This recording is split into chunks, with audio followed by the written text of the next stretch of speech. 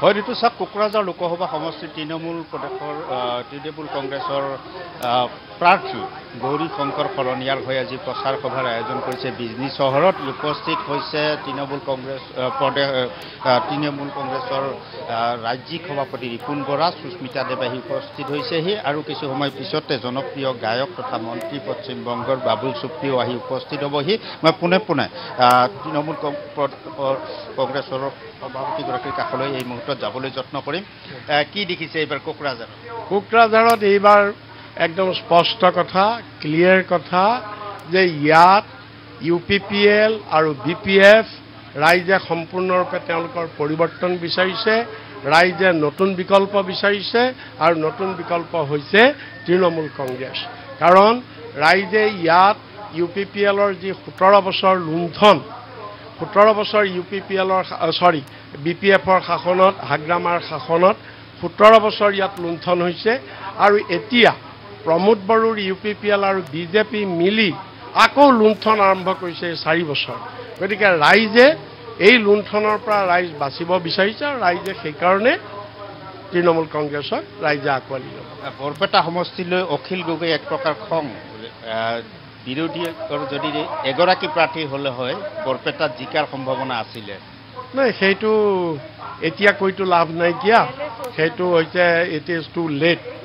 সেইটো সকলোৱে সেইটো সময়ত চেষ্টা কৰিব লাগিছিলে। আমি অপ্ৰাণ চেষ্টা কৰিছিলোঁ আমাৰ তৃণমূলৰ তৰফৰ পৰা, আৰু বাকীবিলাক দলো আৰু বিশেষকৈ কংগ্ৰেছে সেইটো এটা চিন্তা কৰিব লাগিছিলে।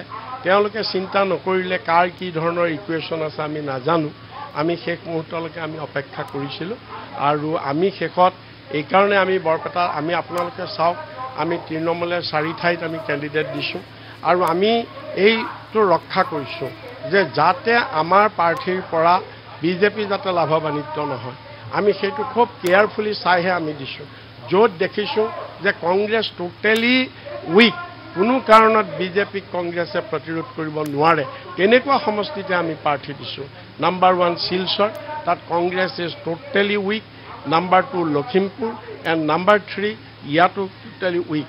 আমি সেইকাৰণে আমি আপোনালোকে চাওক, আমি ধুবুৰীত আমাৰ যথেষ্ট ষ্ট্ৰং সংগঠন, কিন্তু আমি তাত নিদিলোঁ। এইকাৰণেই আমি দিলে হয়তো AIUDF বেনিফিটেড হ'ব। আমি নগাঁৱত নিদিলোঁ, আমি যোৰহাটত নিদিলোঁ, যিবিলাকত কংগ্ৰেছ শক্তিশালী আমি তাত নাই দিয়া। হয়, মুঠতে সুস্মিতা দেৱ এই মুহূৰ্তত যিহেতু আছে, তৃণমূল কংগ্ৰেছ যিহেতু নতুন দল ৰাজ্য অসমৰ, কি দেখিছে এইবেলি 4খন আসনত আপোনালোকে? আসাম রাজ্যতে তৃণমূল ইজ দি অনলি অল্টারনেটিভ। দেখেন, কংগ্রেসের 9 জন সিটিং MLA বিজেপিতে চলে গেল। কংগ্রেস প্রেসিডেন্ট মুর্মুর ইলেকশনে ক্রস ভোটিং করলো। রিপুণ বরাজির রাজ্যসভা ইলেকশনে কংগ্রেস ক্রস ভোটিং করলো। তো মানুষ কংগ্রেসকে কেন বিশ্বাস করবে? তো অল্টারনেটিভ হিসাবে ভোট দেওয়ার একটা জায়গা পেয়েছে মানুষ, সেটা হলো তৃণমূল কংগ্রেস। আর আমি শিলচরে প্রচার করেছি, কোকরাঝারে প্রচার করেছি, বরপেটায় প্রচার করেছি, Lakhimpur I could not go. The kind of public support যেটা আমরা পাচ্ছি, it is tremendous, and I believe that Trinamool Congress is the future of Assam, and Trinamool Congress বিজেপির সঙ্গে ফাইট করবে। দেখেন, ইন্ডিয়া অ্যালায়েন্স চেষ্টা করছে সমস্ত দেশে NDA কে হারাবার জন্য, এবং আমি মনে করি মোদিজি जो बोल रहे हैं 400 पार, এটা সব ভাউতা। নরেন্দ্র মোদীর বিজেপির ইন্টারনাল সার্ভে দেখাচ্ছে 220।